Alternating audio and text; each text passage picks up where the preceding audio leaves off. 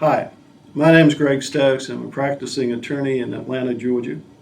We work on serious injury and death cases.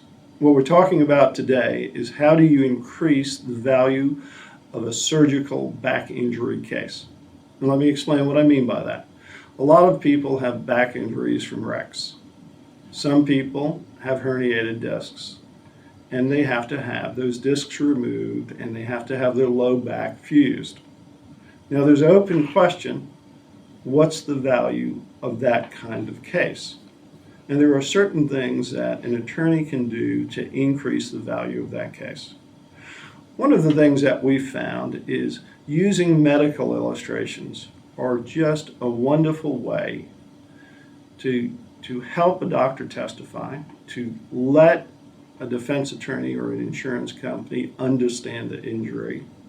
And it works so much better than just showing an X-ray or an MRI. We can illustrate that injury, what a ruptured disc looks like in the low back, and then we go through the surgical process. We illustrate how the back is opened up, how the disc is removed, and how the vertebrae are fused together. A picture is worth 1,000 words. A medical illustration is worth tens of thousands of dollars. The second thing that we have found extremely helpful in getting a higher settlement or verdict in a low back case where there's surgery is once there is a permanent injury rating, and anytime you fuse your back, there's going to be a permanent injury rating because your back is not going to work the same way. Although you may return to work, you're going to have a diminished earning capacity over a lifetime. Let me give you an example.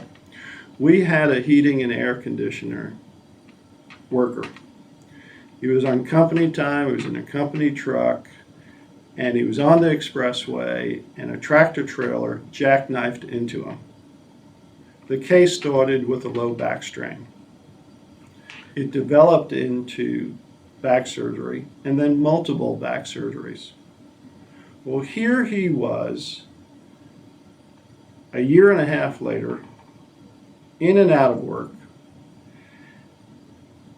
What we found is if we brought in a vocational economist, he could quantify what this individual would lose over a lifetime.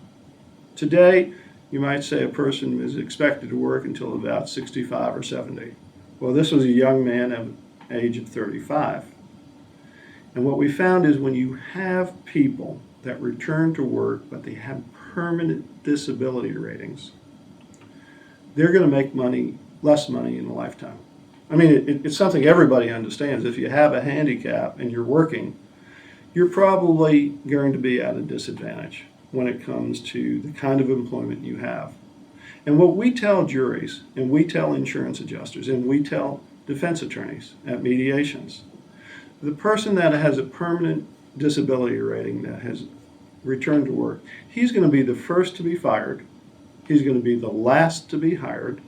He's going to have extended periods of unemployment. And his work-life expectancy is going to be shortened. And what I mean by that is not only might he not work as long as everyone else, but in the years that he works, he's going to work, yes, less years. All right. All of this, when it's quantified, could run into several hundred thousands of dollars of diminished earning capacity. So in this young man's case, where we had a tractor trailer on the other side, and they considered this to be a case that was worth something, but not what we felt it was worth, when push came to shove, we turned this into a policy limits case. I hope you're never in a situation like this. But if what I told you you can relate to and you're in a similar situation, I want you to call us. Our number is 1-800-700-5050. We want to concentrate on your problem.